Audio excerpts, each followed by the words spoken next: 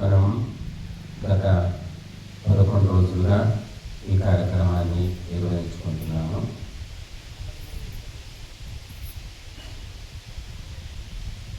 మనిషి బంధము మోక్షం రెండూ కూడా స్వయంగా తనకు తానే కల్పించుకుంటాడు. సుఖము దుఃఖము కూడా ఎవరికి వారే కల్పించుకుంటారు. ఎవరు ఎవరిని సుఖ పెట్టరు, ఎవరిని దుఃఖ పెట్టరు.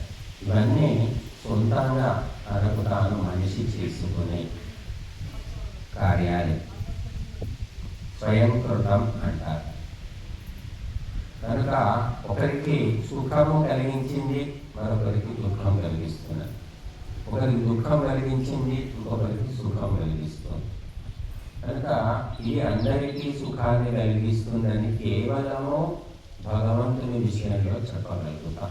మిగిలిన లౌకిక విషయాలన్నీ కూడా కొందరికి సుఖాన్ని, కొందరికి దుఃఖాన్ని కలిగిస్తాయి.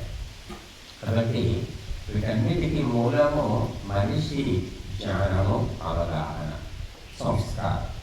కాబట్టి మన జ్ఞానాన్ని పెంచుకోవాలి, అవగాహన పెంచుకోవాలి, సంస్కారాలను కూడా పెంచుకోవాలి. మనం సత్సంస్కారాలు ఇది మనుషులు మర్చిపోయారు.